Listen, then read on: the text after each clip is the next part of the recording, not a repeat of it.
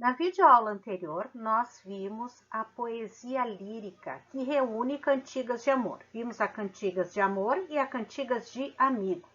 Na aula de hoje, vamos se dedicar à poesia satírica, que trata dos costumes na qual o eu lírico critica uma pessoa, que pode ser ou não identificada.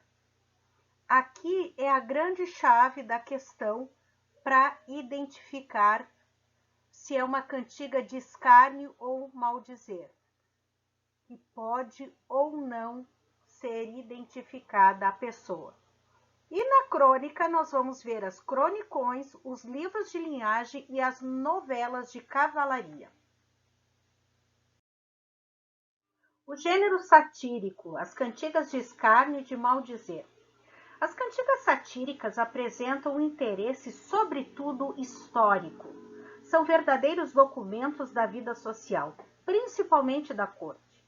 Fazem ecoar as reações públicas a certos fatos políticos, revelam detalhes da vida íntima da aristocracia, dos trovadores e dos jograis, trazendo até nós os mexericos e os vícios ocultos da fidalguia medieval portuguesa.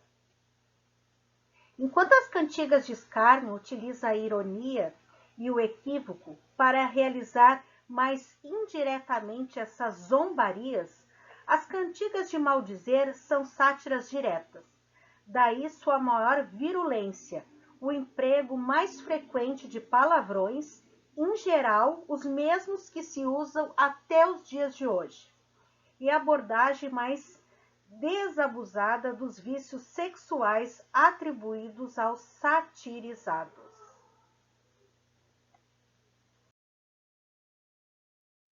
O que é escárnio? Significa zombaria, menosprezo, desprezo, desdém a alguém. As cantigas de escárnio ridicularizavam de maneira sutil ou indireta pessoas que participavam da vida palaciana ou das comunidades rurais. Essas cantigas contribuíram para a ficção de tipos sociais e frequentemente faziam uso de situações cômicas, como o envolvimento de mulheres em situações que depunham contra sua reputação. Eu vou ler para vocês o trecho de uma cantiga de Pero Garcia Burgalês, onde o eu poético desmascara o fingimento, entre aspas, que está na base do amor cortês, ao ironizar a morte do trovador Rui Queimado. Rui Queimado morreu de amor, em suas canções por Santa Maria, por uma senhora a quem tão bem queria. E para mostrar seu talento de trovador, porque ela não o quis bem, ele fez em suas canções morrer, mas ressuscitou depois no terceiro dia. Isso ele fez por uma senhora a quem quer tão bem, e digo mais, por julgar ter talento nisso. E nas canções que faz por gosto de morrer e depois renascer, isso faz ele que pode fazê-lo, mas outro homem não o faria. Já nas cantigas de maldizer, e maldizer como verbo significa praguejar contra, e como substantivo significa maledicência, difamação, nesse tipo de cantiga, muitas vezes tem um vocabulário obsceno. O trovador faz críticas diretas e contundentes a membros do clero, da nobreza, da comunidade ou às vezes mesmo a um outro trovador. Eu vou ler um trecho onde uma cantiga de maldizer, o trovador exagera os defeitos de uma mulher e produz, por assim dizer, uma cantiga de amor às avessas. Dona feia, eu nunca vos louvei. Em minhas canções, porém, muito cantei. Mas agora farei uma bela canção, em que vós louvarei completamente, e digo como vós louvarei, dona feia, velha e louca. Na prosa da literatura da Idade Média, nós tivemos os cronicões, que era baseada em fatos históricos e narravam esses eventos históricos em ordem cronológica. Inclusive, registra a vida cotidiana daquele período da Idade Média e dos feitos dos reis e nobres com o intuito de torná-los reconhecidos na posteridade. Nós temos os livros de linhagem, tá? Esses livros, ele foi criado com o interesse de preservar os direitos hereditários dos membros de uma família nobre, preservando, dessa maneira, os direitos dos descendentes. Apesar do valor cultural, histórico e possivelmente literário, tratou-se de um meio de regular os casamentos entre pessoas da mesma ordem social, com o objetivo de assegurar a nobreza de sangue. O que mais se destacou na produção literária em prosa da Idade Moderna foram as novelas de cavalaria, também conhecidas como romance. Eram narrativas que retomavam antigas lendas de povos germânicos que se misturavam com elementos da vida social das cortes. Eram centradas nas aventuras vividas por cavaleiros que seguiam um rígido código de honra, centrado na retidão de caráter, piedade com os doentes, justiça e valentia na guerra e lealdade na paz. Ao representarem cavaleiros que se lançam nas batalhas em defesa das donzelas, em nome de ideais cristãos, as novelas de cavalaria adquiriram caráter simbólico e místico. Entre as obras mais conhecidas estão A Demanda do Santo Grau e José de Arimateia. Esse gênero literário ele está dividido em 3 grandes ciclos. O ciclo clássico fala sobre temas da antiguidade clássica, tais como a Guerra de Troia. O ciclo brecatão ou arturiano é sobre as aventuras do rei Arthur e seus cavaleiros. O ciclo carolíngio é sobre os feitos do rei francês Carlos Magno e dos chamados 12 pares de França, ou seja, os 12 cavaleiros fiéis a este rei. Aqui tem uma questão de vestibular da URGS. Vamos fazer junto. Assinale a alternativa incorreta com respeito ao trovadorismo em Portugal, porque nós estamos vendo a literatura na Idade Média em Portugal. Letra A. Nas cantigas de amigo, o trovador escreve o poema do ponto de vista feminino. Eram poemas que eram escritos, mas eles eram cantados, né? Ele escreve o poema do ponto de vista feminino nas cantigas de amigo? Sim, ele, apesar de ser escrito por um homem, nas cantigas de amigo, o trovador escreve o poema do ponto de vista feminino. Sim. Nas cantigas de amigo, o eu lírico é feminino. Letra B. Nas cantigas de amor, há o reflexo do relacionamento entre senhor e vassalo na sociedade feudal, distância e extrema submissão. Nas cantigas de amigo, sim, era o amor cortês, né? Aquele amor inatingível, onde o homem ele tem uma distância com a mulher amada, e essa cantiga de amigo é o reflexo do relacionamento, sim, entre senhor e vassalo na sociedade feudal, que tem aquela distância e extrema submissão.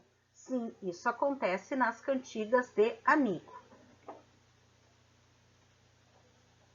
Isso nós vimos, as cantigas de amigo e de amor, tá? Na videoaula anterior.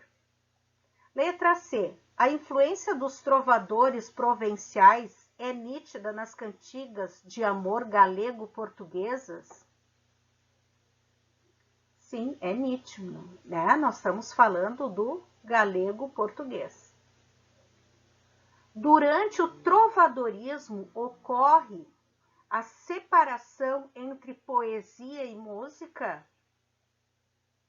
Claro que não tem separação.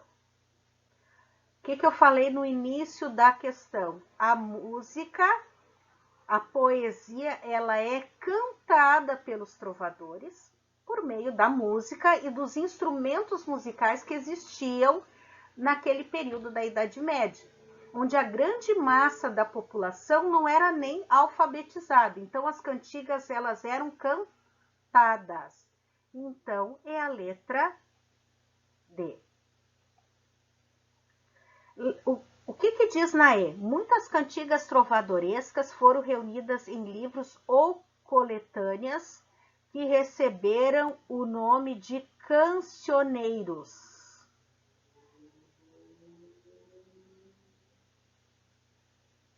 Sim, correto. Se lembra que eu falei que muitas das cantigas trovadorescas, né, elas conseguiu-se ser recuperadas e elas são essas coletâneas dessas cantigas que conseguiu-se ser recuperadas, elas estão em coletâneas e recebem o nome de cancioneiros, que nós vimos na videoaula anterior. Então, aqui essa resposta está correta. Na letra C, gente, destaco para vocês que nós estamos falando de um período onde a língua era o galego-português. Por isso que a gente tem que ter muita atenção quando a gente vai analisar uma cantiga daquele período escrita em galego-português que não foi traduzida para o português contemporâneo. Então, a gente precisa entender o contexto e ver algumas palavras-chave nessa questão para conseguir interpretá-la.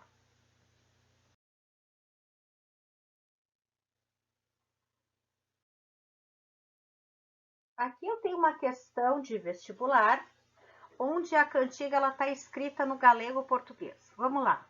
Como se nós estivéssemos agora prestando um vestibular. Vamos analisar as palavras-chave. Um cavalo não comeu. Bom, já está fazendo referência a um cavalo. Na cantigas de amor, o eu lírico, ele faz referência ao seu amor de forma cortês, a sua amada. O eu lírico masculino.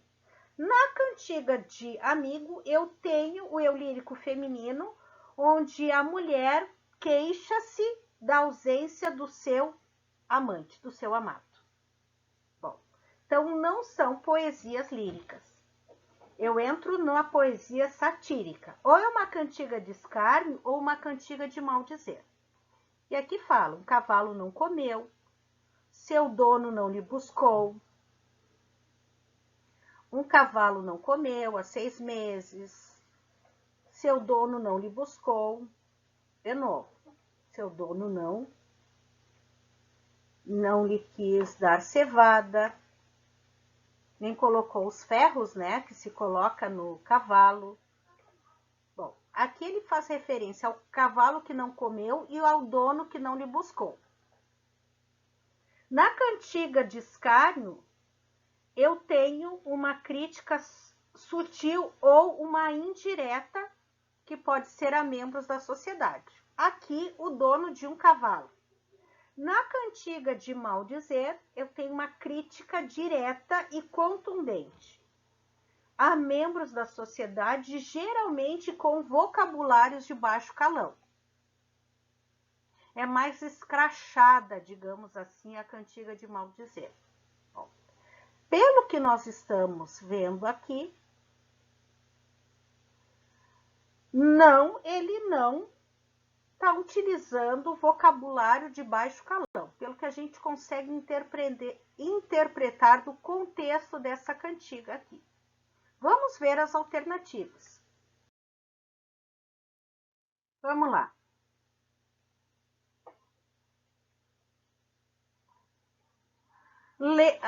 Escárnio é que se critica a atitude do dono do cavalo, que dele não cuidara, mas graças ao bom tempo e à chuva, o mato cresceu e o animal pôde recuperar-se sozinho. Pode ser uma dessa alternativa. Vamos analisar as outras.